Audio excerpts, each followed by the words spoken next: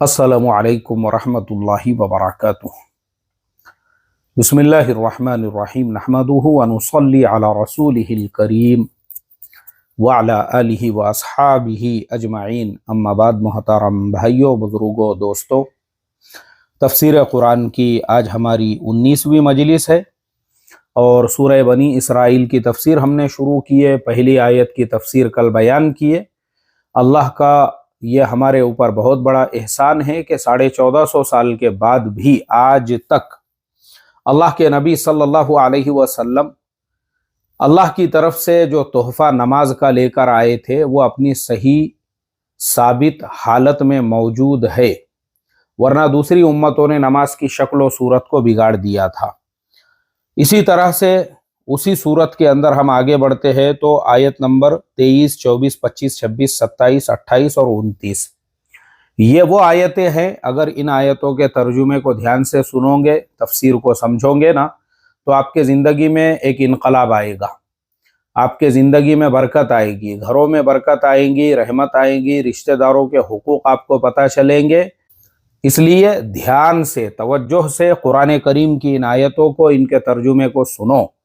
ये किसी पीर साहब के करामतों की किताब नहीं है, ये किसी बुजुर्ग साहब, अकाबिर साहब, ये उनके बाप दादाओं के मलफूजात नहीं बयान कर रहा हूँ मैं यहाँ पे कुरान करीम की आयतें और उसका तर्जुमा तफसीर बयान कर रहा हूँ।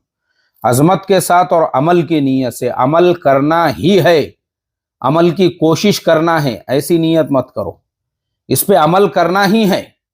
अमल करोगे फायदा होगा इंशाअल्लाह। अऊज़ु बिल्लाहि मिनश शैतानिर रजीम। बिस्मिल्लाहिर्रहमानिर्रहीम। व क़ज़ा रब्बुका अल्ला तअबुदू इल्ला इय्याहु व बिल वालिदैनि इहसाना। और तुम्हारे परवरदिगार ने यह हुक्म दिया है उसके सिवा किसी की इबादत न करो और वालिदैन के साथ अच्छा सुलूक करो।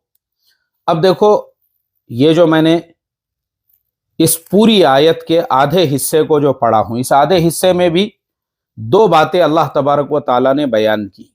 पहला हुक्म यह दिया कि अल्लाह तबारक व ताला के सिवा किसी की इबादत ना करो, और दूसरा हिस्सा जो है उसमें कहा वालिदैन के साथ अच्छा सुलूक करो। अब यहां यह चीज समझना जरूरी है, अल्लाह ताबुदू इल्ला इय्याहू, इल्ला इय्याहू, इल्ला इय्याहू, मतलब यह है अल्लाह के अलावा, अल्लाह के अलावा, अल्लाह के अलावा किसी की भी इबादत मत करो।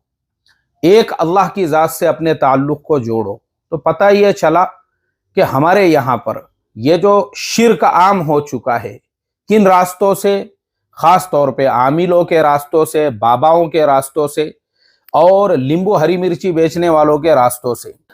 एक मुसलमान, उसकी ये शान है, वो सिर्फ और सिर्फ एक अल्लाह तबारक व ताला से अपनी हाजतों को मांगे।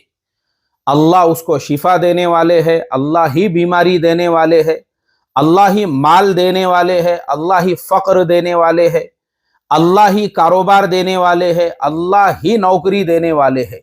ये यकीन होना चाहिए, दिल में यकीन। हमारा सबसे बड़ा मसला, हमारा सबसे बड़ा प्रॉब्लम यह हो चुका है, हर काम के लिए हम लोग नींबू हरी मिर्ची, तावीज़, फलीते, इसके चक्करों में पड़ जाते हैं। तो पता ये चला कि हमारा जो ईमान था, ईमान अल्लाह की ज़ात पर, वो ईमान अभी तक दिल में जमा हुआ नहीं है। अरे जब आपके दिल में ईमान है तो आपको अल्लाह के नबी सल्लल्लाहु अलैहि वसल्लम ये सिखला कर चले गए, फजर की नमाज के बाद पाबंदी से सूरह यासीन पढ़ो। सूरह यासीन की बरकत से आपके दिन भर के काम आसान हो जाते हैं। रोजी में तंगी है, कारोबार बराबर से नहीं चल रहा है, बिजनेस आपका सही से नहीं चल रहा है, तो मगरिब की नमाज के बाद में आप सूरतुल वाक़िया पढ़ो। और ये वाक़िया भी मिलता है, अल्लाह के नबी सल्लल्लाहु अलैहि वसल्लम के एक सहाबी ऐसे ही गुर्बत के, फ़क्र के, फाक़े के हालात में थे।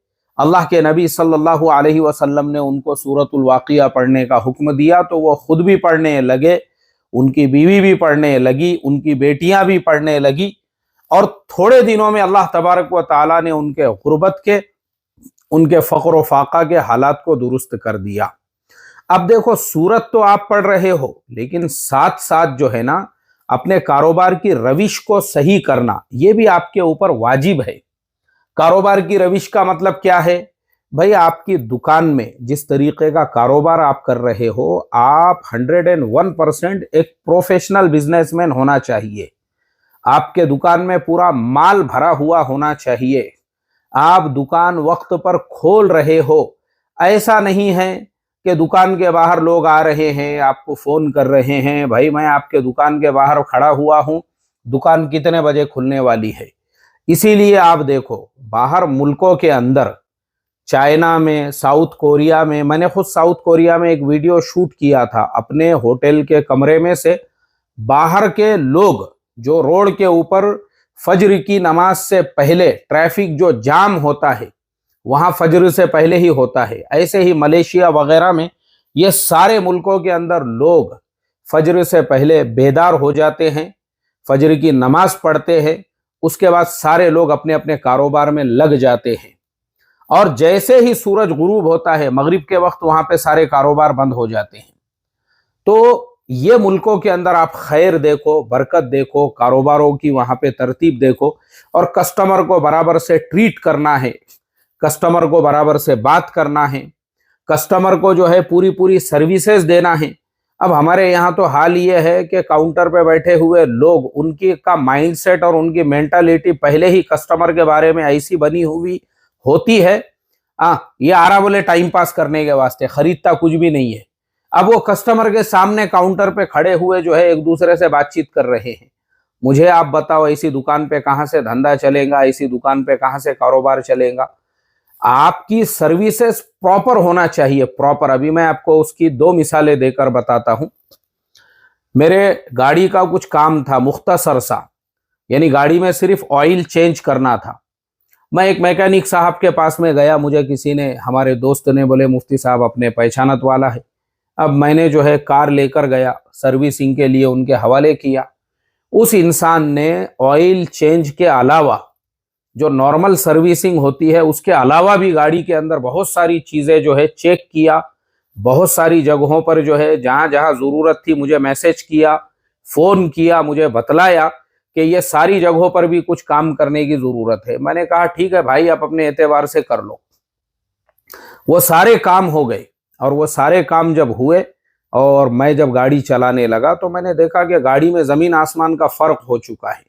और पैसे कितने लिया उस बंदे ने? उतने ही लिया जितने सर्विसिंग के चार्जेस होते हैं, उतने ही पैसों के अंदर पूरा काम करके दिया। और फिर मुझे कहा कि देखो, आपके गाड़ी का जो फ्रंट का सस्पेंशन है वो अगर एक बार करा लेते हैं ना, तो उससे गाड़ी नीचे नहीं लगेगी, किसी ब्रेकर वगैरह को टच नहीं होंगी, और गाड़ी में आवाज भी नहीं आएगी, और फिर आप कैसे भी रास्ते पे चला सकते हो। अब मैंने उनसे उसका खर्च पूछा, तो जो सर्विस हुई थी उससे कम से कम 5 गुना ज्यादा ये खर्च था।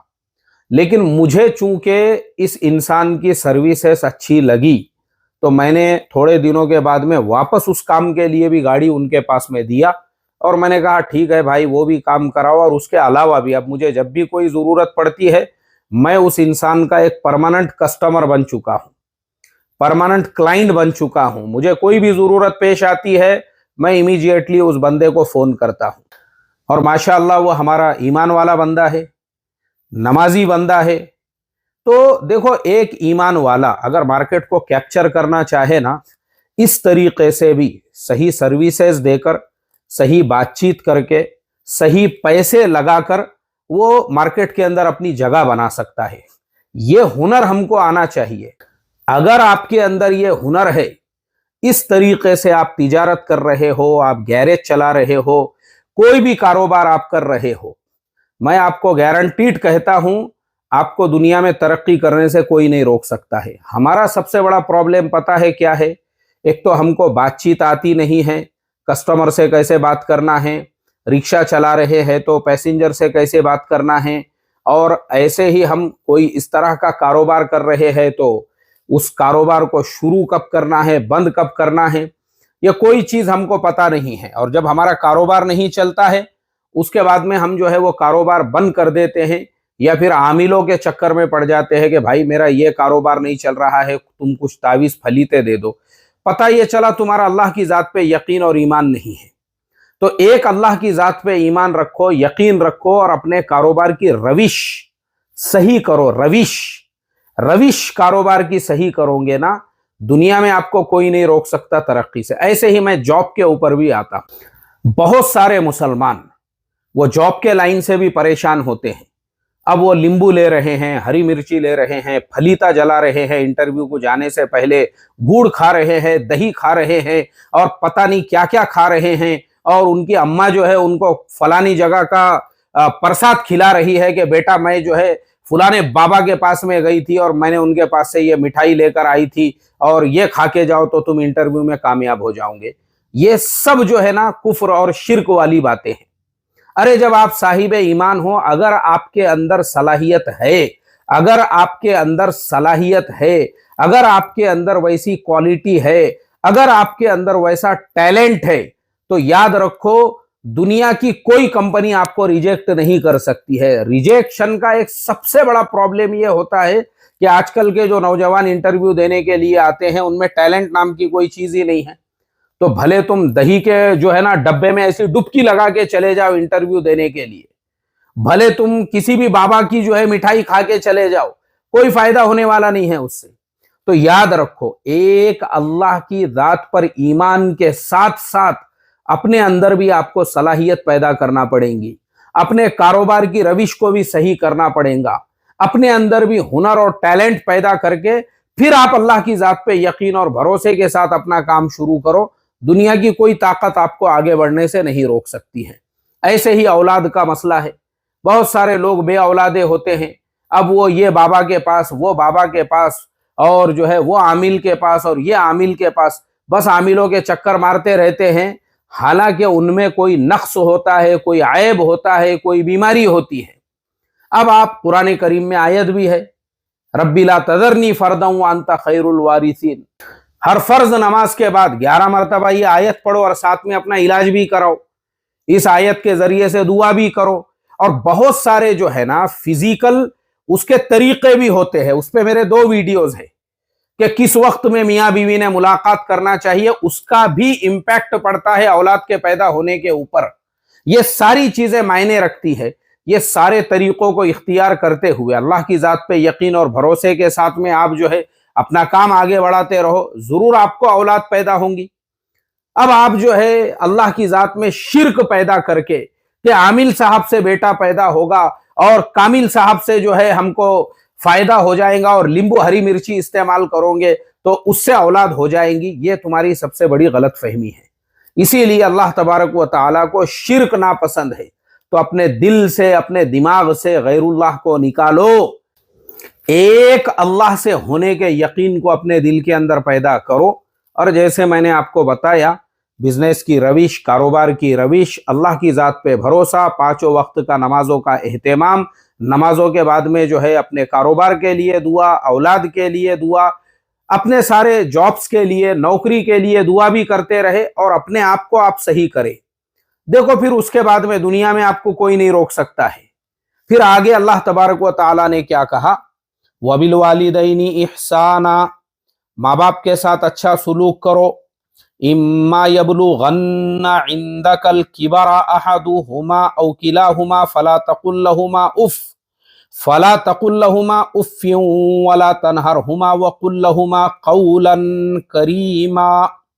अगर वालिदैन में से कोई एक या दोनों तुम्हारे पास बुढ़ापे को पहुंच जाए, उन्हें उफ तक न कहो, ना उन्हें झिड़को, बल्कि उनसे इज्जत के साथ में बात किया करो। अब देखो यहां पे बहुत बहुत बहुत ध्यान देने वाली बात है कि अल्लाह ने जहां पे खालिस उसकी इबादत का हुक्म दिया, अल्लाह ताबुदू इल्ला इय्याहू, सिर्फ एक अल्लाह की इबादत करो, उसके फौरन बाद वबिल वालिदैनी इहसाना। अब देखो ध्यान देने वाली बात, जहां अल्लाह ने अपनी इबादत का हुक्म दिया उसके फौरन बाद माँ बाप से हुस्ने सुलूक का हुक्म दिया। पता क्या चला? पता यह चला कि अल्लाह की वहदानियत के बाद सबसे बड़ी जो इबादत है वो माँ बाप के साथ हुस्न सुलूक है। अल्लाह तबारक व तआला को एक मानने के बाद सबसे बड़ा जो अमल है वो माँ बाप के साथ में एहसान है, माँ बाप की फर्मा बरदारी है।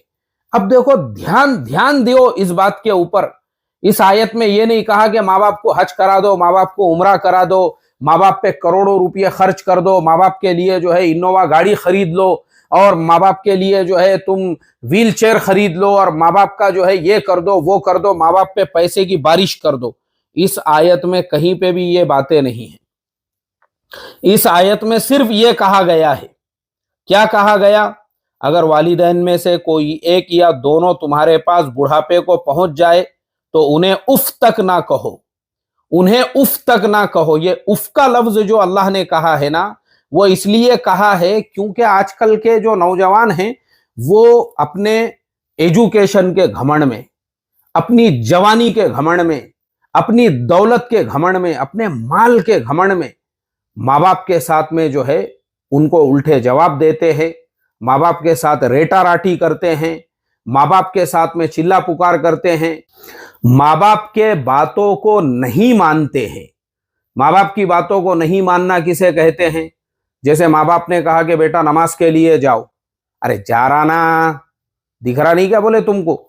माँ बाप ने कहा बेटा ऐसे लोगों की सोहबत में मत रहो, वैसे लोगों की सोहबत में मत रहो, गाड़ी जो है वो थोड़ा सा कम स्पीड के अंदर चलाओ बाइक से। क्योंकि देखो, मेरा तजुर्बा है, जितने भी नौजवान रोडों के ऊपर जिग जैग करके जो है मोटर बाइक चलाते हैं, गाड़ियां भगाते हैं, मैं गारंटीड ये कहता हूं कि हर एक के माँ बाप अपनी औलाद को ये बात समझाते हैं, सिखाते हैं कि देखो बेटा, गाड़ी एकदम हिसाब हिसाब से जो है रोड के ऊपर चलाना, भले तुम्हारे पास कितनी भी कीमती गाड़ी हो।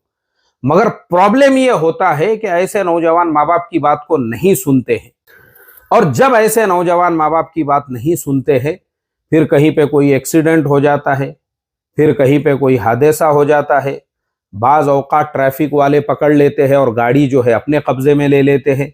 ये सारे मसले मसाइल पैदा होते हैं। तो नौजवान अगर मेरी बात को सुन रहे हैं, याद रखो, अपने माँ बाप के सामने उफ भी मत कहो। यहाँ पे ये कहा, ये नहीं कहा माँ बाप को जो है तुम अपने तरफ से एक आधी मर्सिडीज दिला के गिफ्ट दे दो, या माँ बाप को हज उमरा कराओ, या माँ बाप को 1-2 करोड़ रुपए की पॉलिसी माँ बाप के नाम पे निकाल दो। ये नहीं कहा यहाँ पे, सिर्फ इतना कहा माँ बाप की बातों को सुनो, उनको जवाब मत दो, उनके सामने उफ भी मत कहो। और आगे क्या कहा? और ना उन्हें झिड़को, वला तनहर हुमा, और ना उन्हें झिड़को। अब झिड़कने का मतलब क्या होता है? बहुत सारी मर्तबा ऐसा होता है कि नौजवान जो कॉलेजों में पढ़ते हैं, नौजवान जो डॉक्टर बन रहे हैं, नौजवान जो एडवोकेट बन रहे हैं, नौजवान जो टीचर बन रहे हैं, उनको लगता है भाई मेरे कपड़े ऐसे हैं, मेरा लिबास वैसा है, मेरी शाइनिंग ऐसी है, मैं तो बहुत टीप टॉप के अंदर रहता हूं। तो उनको अपने जो पैजामा कुर्ता पहनने वाले माँ बाप है उनसे भी शर्म महसूस होती है, या बाज़ औकात अपने गरीब या अपने सादगी में रहने वाले माँ बाप है उनसे भी शर्म महसूस होती है। तो दोस्त ने अपने दोस्तों को समझो घर में पार्टी दिया, या घर में उनकी दावत हो रही है, या बाहर उनकी दावत हो रही है, और ऐसे वक्त में अब्बा जान आके अगर कोई चीज समझा रहे हैं, अक्सर नौजवान वो अपने माँ बाप को झिड़क देते हैं, या माँ बाप से ये कहते हैं कि भाई तुम आके यहाँ पे इंटरफेयर मत करो, और तुम यहाँ आके जो है हमारे को डिस्टर्ब मत करो। तो कुरान में अल्लाह तबारक व ताला ने इससे मना किया है। क्यों? माँ बाप के पास तुम्हारे से ज्यादा तजुर्बा है। ये बातें माँ बाप की नौजवानों को कब समझ में आती है? जब वो खुद माँ बाप बन जाते हैं, और उनकी औलादें जब उनकी नाफरमानियां करती है ना, तब जाके नौजवानों का दिमाग होश में आता है और उनको पता चलता है कि काश हमने अपने माँ बाप की बात सुन ली होती तो आज हमारी ये हालत नहीं होती। अभी मैं आपको उसकी भी एक मिसाल दे के बताता हूं। हमारा एक शागिर्द वो करोड़पति से गुर्बत के रास्ते पे आ गया, रिक्शे के रास्ते पे आ गया। तो मैंने उससे एक दिन कहा, मैं बोला भाई तेरे इतने बुरे हालात कैसे हो गए? बोले सिर्फ माँ बाप की बात नहीं सुनने की वजह से। मैं बोला कैसे? बोले जब तक माँ बाप जिंदा थे ना तो गेहूं जवारी का भाव पता नहीं था, दाल चावल के कभी वांदे नहीं पड़े थे, तो इसके लिए जिंदगी बहुत ही सुकून आराम से गुजर रही थी। तो बोले मैंने 1.5 लाख का आईफोन, 5 लाख की बाइक, उसके बाद में जो है ये कंपनी की घड़ी, वो कंपनी का चश्मा, वो कंपनी का शूज। तो बोले मेरे वालिद साहब बार बार ये बात कहा करते थे कि देखो बोले बेटा, ये सब फजूल खर्चियों में पैसा बर्बाद करने से बेहतर ये है कि कोई कारोबार सेट करो, कोई बिजनेस सेट करो, कोई जो है अपनी फाइनेंशियल प्रोग्रामिंग बनाओ फ्यूचर के लिए। मगर औलाद सुनने को तैयार नहीं। बोले वालिद साहब का इंतकाल हो गया। अब इंतकाल के बाद में पता ही नहीं था जिंदगी के अंदर कमाना किसको कहते हैं, क्योंकि वालिद साहब जब तक थे तो जिंदगी जन्नत लग रही थी। अब वालिद साहब का इंतकाल हो गया, तब पता चला कि जिंदगी कितनी बड़ी जहन्नुम है। अब एहसास हो रहा है। बोले फिर 5 लाख की बाइक बिक गई, चश्मे बिक गए, घड़ी बिक गई। अब आ गए रोड रास्ते पे, अब घर चलाने को भी पैसे नहीं है। फिर कौन सा हुनर आता है? तो बोले मोटरसाइकिल चलाना ही आता है, उसके अलावा दूसरा तो कुछ आता नहीं है। तो चलो अब मोटरसाइकिल तो निकल गई, कम से कम रिक्शा चलाने को लग गए। अब रिक्शे के ऊपर जिंदगी गुजर रही है। क्यों? माँ बाप की बात नहीं सुनने की वजह से। तो इसलिए देखो इस आयत के अंदर अल्लाह तबारक व तआला ने क्या कहा कि तुमको माँ बाप के ऊपर करोड़ों खर्चा नहीं करना है, बस उनकी सुनना है, उनकी बातों पे अमल करना है। अब उसके बाद क्या कहा? वख्फिद लहुमा जनाहद्दुल्ली मिनर रहमति वकुर रब्बिरहमहुमा कमा रब्बयानी सगीरा। बल्कि उनसे इज्जत के साथ बात किया करो, उनके साथ मोहब्बत का बर्ताव करते हुए उनके सामने अपने आप को इनकी सारी से झुकाओ। ये अल्लाह तबारक व तआला ने यहाँ पे हुक्म दिया। वख्फिद लहुमा जनाहद्दुल्ली मिनर रहमति वकुर रब्बिरहमहुमा कमा रब्बयानी सगीरा। और ये दुआ करो, या रब, जिस तरह उन्होंने मेरे बचपन में मुझे पाला है, आप भी उनके साथ रहमत का मुआमला कीजिए। देखो क्या, मैं तो यार मैं सोचता हूं कुरान करीम के अहकाम पे अपनी लाखों जानों को मैं कुर्बान कर दूं। कितनी बारीक बारीक बातें जो है अल्लाह तबारक व तआला ने हमको सिखलाई है। इसीलिए इस्लाम को दीन फितरत इसीलिए कहते हैं कि माँ के पेट से लेके कब्र में जाने तक और सुबह उठने से लेके रात में सोने तक शरीयत के ये सारे अहकाम आपके साथ में जुड़े हुए हैं। आपको सिर पे बड़ा पोटला बन के फिरने की जरूरत नहीं है। आपको झिपोटिया छोड़ने की जरूरत नहीं है कि भाई मैं लंबे लंबे झिपोटिया छोड़ दूंगा सर के ऊपर तो ही मेरे जो है मुसलमान होने की अलामत या निशानी होंगी, या भारतीय कुर्ता पैजामा या जुब्बा जमीन को रगड़े मारने की, या फिर आपको जो है रहबानियत इख्तियार करने की। इस्लाम में ये सब कुछ आपको करने की जरूरत नहीं है। खाली इन अहकाम पे अमल करो। आप जैसे कहा अल्लाह की जात में किसी को शरीक मत करो। और देखो कितनी प्यारी प्यारी बातें, अपने माँ बाप के साथ कैसे बातचीत करना है मुझे बताओ। अल्लाह तबारक व तआला ने इतनी बारीक बारीक बारीक बातें हमको सिखलाई है, इतनी यानी प्यार और मोहब्बत के साथ में, वो भी कि अपने माँ बाप से इज्जत के साथ में बात किया करो और मोहब्बत का बर्ताव करो, इनके सारी से झुकाओ और ये दुआ करो, अय मेरे रब, जिस तरह उन्होंने मेरे बचपन में मुझे पाला है, आप भी उनके साथ रहमत का मुआमला कीजिए। देखो यहां ये पॉइंट भी बहुत ज्यादा ध्यान और तवज्जो देने वाला है। कौन सा पॉइंट? रब्बिरहमहुमा कमा रब्बयानी सगीरा। अल्लाह ताला ने आपको जो है ना यहाँ पे इमोशनल टच दिया है। इमोशनल टच किसे कहते हैं? इमोशनल टच ये दिया है कि माँ बाप के साथ में उफ भी मत करो, उनको झिड़को मत, उनसे नरमी से बात करो, नजरें झुका के बात करो, इनके सारी के साथ बात करो, मोहब्बत का बर्ताव करो। ये सब बोलने के बाद, ये सब आपको समझाने के बाद फिर अल्लाह ताला आगे कह रहे हैं कि उनके लिए दुआ करो। क्या दुआ करो? जिस तरह उन्होंने मेरे बचपन में मुझे पाला है। ये आपको इमोशनल टच दिया। इमोशनल टच मतलब आपको याद दिलाया। एक बच्चे को पालना मामूली चीज नहीं होती है। और वो माँ बाप कैसे होंगे जो 8-8 बच्चों को पालते हैं, 6-6 बच्चों को पालते हैं, 4-4 बच्चों को पालते हैं, जबकि यहां एक बच्चा ही आप सोचो वो माँ की जो तकलीफ होती है 9 महीने तक अपने बेटे को उठाकर घूमना, 9 महीने तक उसको संभालना, एक इंसान इसको इमेजिन भी नहीं कर सकता। अगर इमेजिन आपको करना है, उसका सिंपल तरीका यह है कि आप अपने पीठ पे जो लैपटॉप का बैग लटकाते हो, आप सोचो, आप लोकल ट्रेन में सफर कर रहे हो, बस में सफर कर रहे हो, या आप जो है मोटरसाइकिल पे सफर कर रहे हो, उसका बैग का वजन आपको कैसे लगता है? आप आधे घंटे से ज्यादा उसको संभाल नहीं सकते, 1 घंटे से ज्यादा उसको उठा नहीं सकते, ज्यादा से ज्यादा 2-3 घंटे आपने संभाले, मगर आप कहीं ना कहीं जो है ब्रेक लेते हैं, रुक जाते हैं, उसको उतार के थोड़ा सा बाजू में रखते हैं ताकि आपको थोड़ा सा रिलीफ मिले। लेकिन वो माँ 9 महीनों तक उसने आपके बोझ को उठाया, उसको आप थोड़ा सा इमेजिन करो। कमा रब्बयानी सगीरा, ये इमोशनल टच, जैसे उन्होंने मेरे बचपन में मुझे पाला है। बचपन में कैसे पाला है आपको? 9 महीने एक तो वो आपको पेट में संभाला है, और वो 9 महीनों के बाद जब आपकी विलादत हो गई, अब विलादत से पहले माँ बाप के दिलो दिमाग पे 50 तरह के टेंशन होते हैं कि भाई किस हॉस्पिटल के अंदर विलादत करना है, ये हॉस्पिटल में करना है, वो हॉस्पिटल में करना है, सरकारी दवाखाने में करना है, कैंटोनमेंट के हॉस्पिटल के अंदर विलादत कराना है।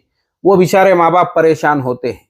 अब यहाँ पे भी गवर्नमेंट के बहुत सारे रूल्स होते हैं, रेगुलेशंस। आजकल तो ऐसा हो चुका है कि कोई औरत अगर वो प्रेग्नेंट है तो 4 महीने के बाद ही उसको अपना रजिस्ट्रेशन गवर्नमेंट हॉस्पिटल में या जहां भी उनको विलादत कराना है वहां पे करना पड़ता है। अब हमारे यहाँ पे कैंटोनमेंट के हॉस्पिटल के अंदर लोग रजिस्ट्रेशन कराते हैं। आपको पता है वो रजिस्ट्रेशन कब होता है? सिर्फ सुबह में 6-7 बजे के टाइम पे।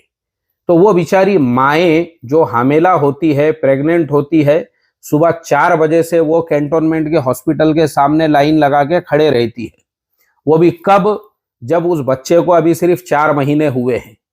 और वहां जब उसका रजिस्ट्रेशन होता है, हर 15 दिन को वहां चेकअप के लिए जाना पड़ता है। ये बच्चा तो अभी पेट में बन रहा है, उससे पहले ही वहां माँ को जो है हर 15 दिन में इंजेक्शन लेना पड़ रहे हैं, उसको दवा गोली लेना पड़ रही है, वहां बार बार उसको जाना पड़ रहा है, उसको बताना पड़ रहा है, बच्चे की सेहत का पूरा ख्याल उस माँ को रखना पड़ता है, उसको अपने खाने पीने पे कंट्रोल करना पड़ता है कि भाई ये खाने से कहीं बच्चे की तबीयत ना बिगड़ जाए, बच्चे के ऊपर कुछ इम्पैक्ट ना उसकी वजह से हो जाए।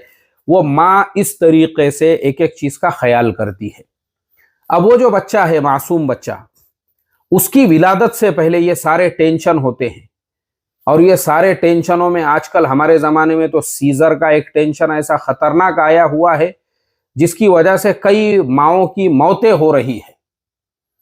क्योंकि बहुत सारे हॉस्पिटल्स में तो ऐसा भी मसला है, वो जानबूझ के सीजर भी कराते हैं ताकि जहां 20,000 25,000 में काम होने वाला था वो काम जो है 50,000 तक, 1 लाख रुपये तक पहुंचे।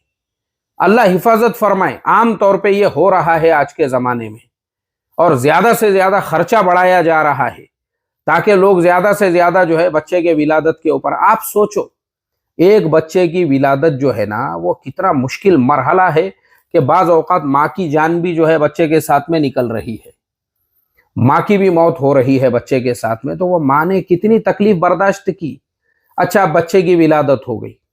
अब विलादत होने के बाद में ऐसा तो है नहीं कि बच्चा जो है दुआ फूकते ही जवान हो गया। अब वो बच्चा मासूम बच्चा है, वो बच्चे को बुखार आ रहा है, वो बच्चे को रात में 4 बजे डॉक्टर के पास लेके जाना पड़ रहा है, बच्चा बीमार है, वो रो रहा है। उसकी वजह से पूरी फैमिली, खाली उसकी वालिदा नहीं, उसके वालिद भी, उसकी वालिदा भी, घर के सारे लोग, वो एक छोटे मासूम बच्चे की वजह से। अब आप सोचो, वो जो ये जो जितने बच्चे टर रहे हैं ना माँ बाप के साथ में, टरकट्या करते, ध्यान से सुनो, तुम्हारी पैदाइश के टाइम पे ये तकलीफ तुम्हारे माँ बाप ने बर्दाश्त किए थे रे। जो टरकट्या करते ना अभी, माँ बाप को जो है मुजोरिया करते, उल्टे जवाब देते, बाप को बोलते बूढ़े को क्या समझ रहा, बोले हमारे नहीं तेरे को बहुत समझ रहा। इस तरह के जितने टरकट्या करने वाले हैं, माँ बाप को जवाब देने वाले हैं, ध्यान दो, जब तुम पैदा हुए थे ना, इस तरीके से तुम्हारे माँ बाप ने टाइम टू टाइम फालिया बदलना है, बच्चे को ये बीमारी हो रही है, वो अब उसके बाद बच्चा जो है थोड़ा बड़ा हो रहा है, अब वो होने के बाद फिर माँ बाप को फिक्र, बच्चे को किस स्कूल में पढ़ाना है, बच्चे के डाइट, ऐसे भी माँ बाप है बेचारे, वो डाइट प्लान भी डॉक्टर से बनाकर लेते हैं। बच्चे को सुबह में क्या खिलाना है, दोपहर में क्या खिलाना है, रात को क्या खिलाना है, क्यों? क्योंकि भाई बच्चे के सेहत का मसला है। ऐसे भी माँ बाप है जो बच्चों के स्पेशल कपड़े की दुकान होती है, जैसे फर्स्ट क्राई है, जैसे मामा अर्थ है, वो बच्चे के सारे कपड़े भी वहीं से खरीदते हैं। क्यों?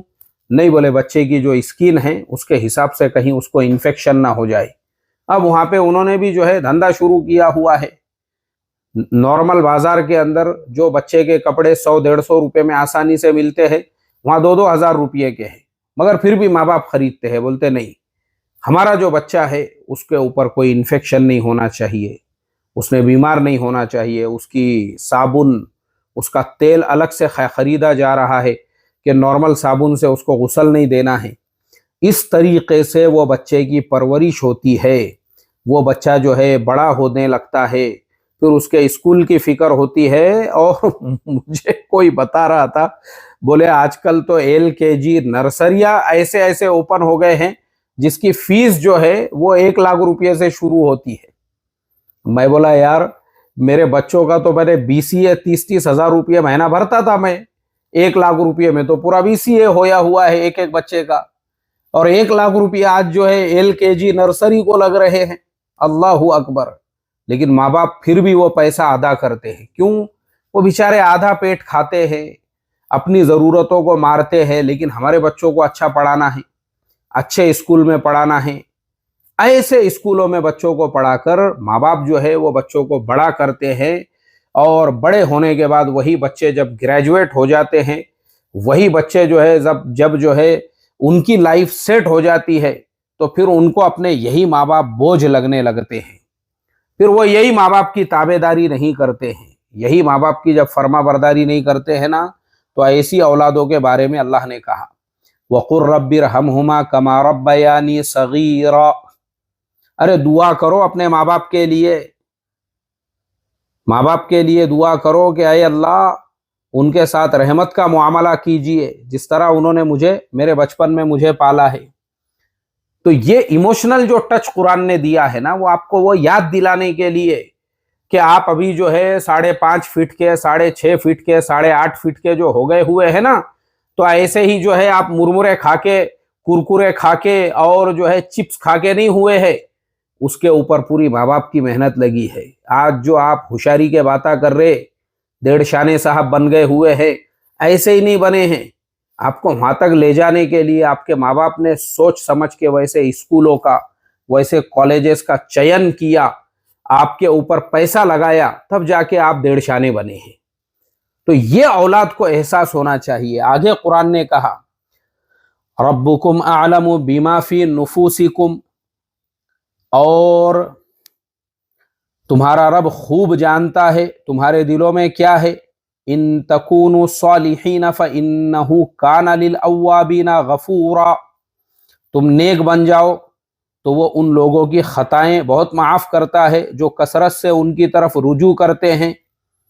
अब देखो अल्लाह तबारक व ताला ये कह रहे हैं कि देखो, तुम जो सोचते हो ना अपने दिलों के अंदर, तुम्हारी हर दिल की जो बात है अल्लाह उसको जानते हैं। इसलिए नेक बनो, नेक माँ बाप के फर्मा बरदार बनो, वरना याद रखो आज तुम तुम्हारे माँ बाप के साथ जो सुलूक कर रहे हैं, वक्त तुमको वैसे हालात दिखाएगा, तुमको भी अल्लाह तबारक व ताला वो हालात दिखाएगा। तुम अपनी आंखों से ये सारी चीजें देखोगे, और अगर तुमने माँ बाप की फर्मा बरदारी की, माँ बाप को तुमने खुश रखा, तुम्हारी औलादें भी तुमको खुशियों वाली जिंदगी दिखाएगी। तो इसलिए देखो दोस्तों, आज की जो हमारी तफसीर है, इसमें ये 2 पॉइंट ही मुझे लेना था, एक शिर्क वाला और दूसरे माँ बाप की खिदमत वाला। तो अल्हम्दुलिल्लाह आज ये 2 चीज़ें आ गई। हालांकि मैंने तैयारी जो है इसके आगे की भी 3 आयतों की करके आया था, मगर अब चूंकि हमारी 23, 24, 25 3 आयतें हो गई, तो कल जो है ना 26, 27, 28, 29 ये बची हुई 4 आयतें ले लेंगे इंशाअल्लाह। ठीक है, चलो दुआओं की दरखास्त के साथ अब हम लेते हैं आपसे इजाज़त। अस्सलामु अलैकुम व रहमतुल्लाहि व बरकातुहू।